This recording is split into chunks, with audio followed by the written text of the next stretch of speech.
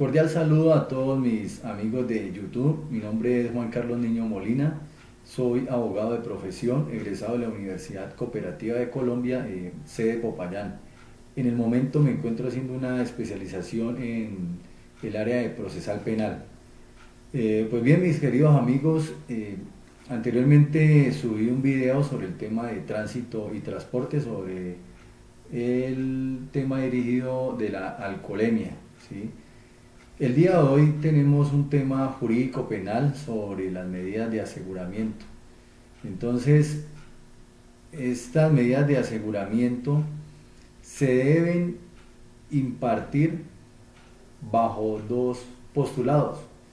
El primero de ellos es la inferencia razonable de autoría o participación. El segundo de ellos es los fines constitucionales.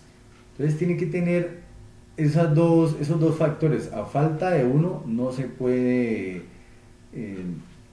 enrostrar esa medida de aseguramiento en contra de un ciudadano.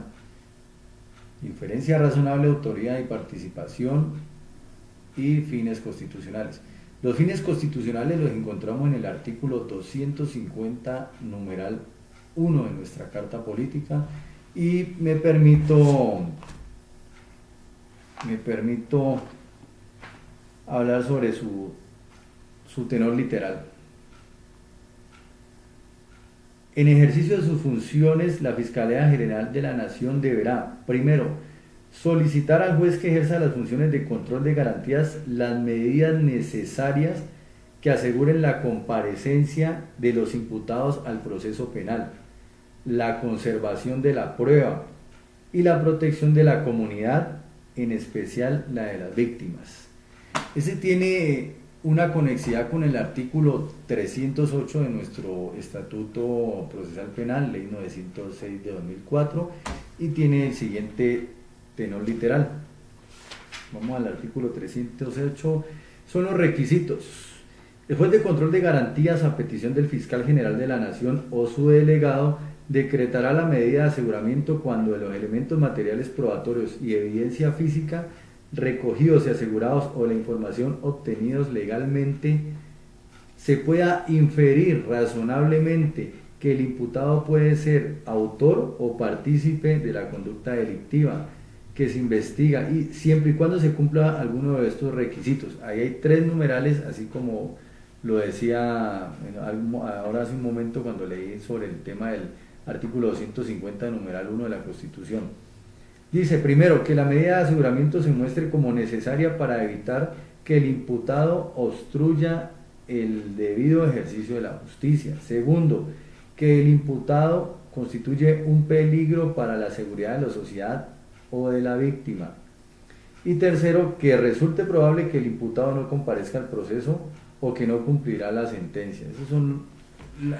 Hay una conexidad con la Constitución, con el artículo pues, que anteriormente leí. Entonces, para enrostrar esa medida, inferencia razonable de autoría y participación, fines constitucionales. Y van simultáneas, de lo contrario, pues no procedería una de las medidas de aseguramiento del artículo 307, que hay privativa de la libertad y no privativa de la libertad. Ahora bien, el fiscal también debe realizar un estudio de ponderación de esa medida de aseguramiento. Bajo la directiva 13 del 2016 establece que se debe hacer un ejercicio y un test de proporcionalidad, así como lo realiza el juez. Tenemos pues que esta directiva es más benigna para el encartado penal.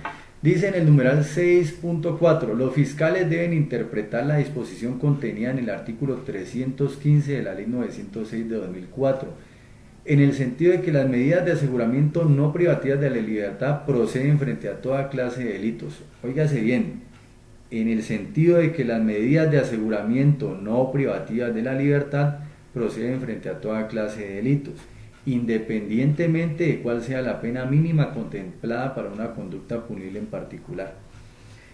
En el Código Procesal Penal, en el artículo 215, medida de aseguramiento no privativa de la libertad, hay una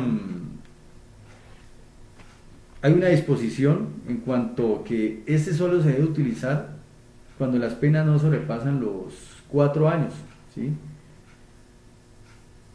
En cambio, en la directiva 13 del 2016, en el numeral que ya dije 6.4, habla de que procede para pluralidad de delitos y que no importa la pena mínima que establece el legislador.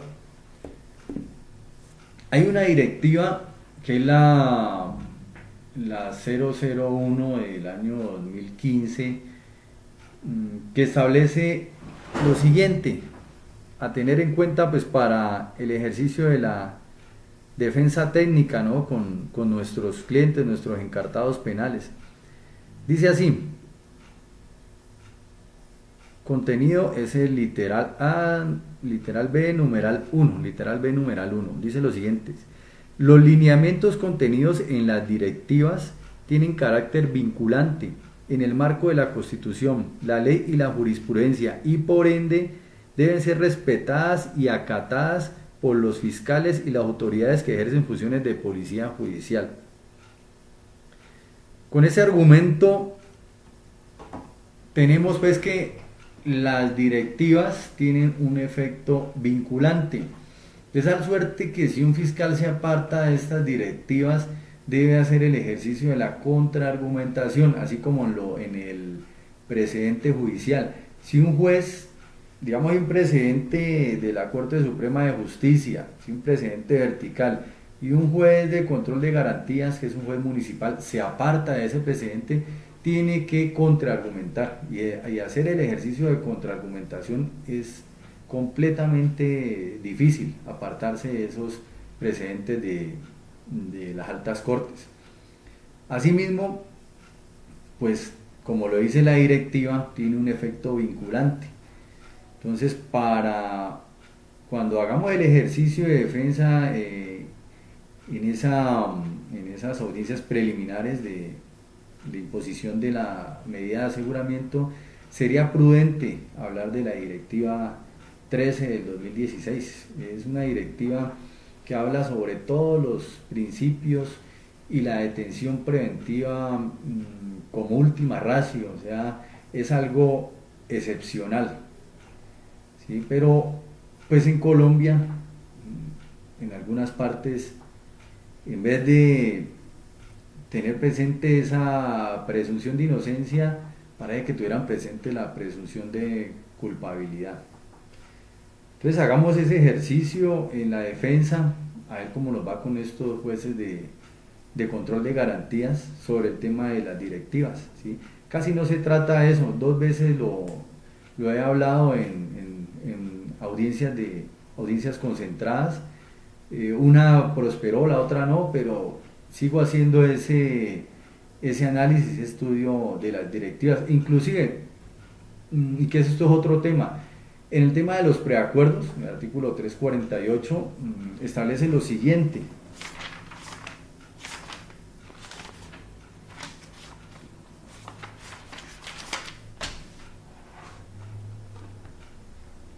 348, preacuerdo, negociación entre la fiscalía y el imputado o el acusado. El funcionario, al celebrar los preacuerdos, debe observar las directivas de la Fiscalía General de la Nación. ¿Sí? Debe observar las directivas de la Fiscalía General de la Nación. Entonces, si una directiva habla sobre el tema de la detención preventiva y sobre las medidas de aseguramiento, también se deben observar las reglas que estas establecen, ¿no? En las medidas de aseguramiento se debe tener en cuenta, digamos, si la medida de aseguramiento es idónea, adecuada, necesaria y proporcional. ¿Qué quiere decir que sea idónea? Digamos, la finalidad o el objetivo. ¿Qué quiere decir que sea proporcional? Se debe establecer la última ratio, verificar si no existe otra medida menos lesiva. La menos lesiva sería en este caso pues una no privativa de la libertad. Una no privativa de la libertad en el artículo 307 de nuestro catálogo procesal penal establece nueve numerales sobre el tema de las medidas no privativas de la libertad. Estas son las más benignas pues, para un encartado penal.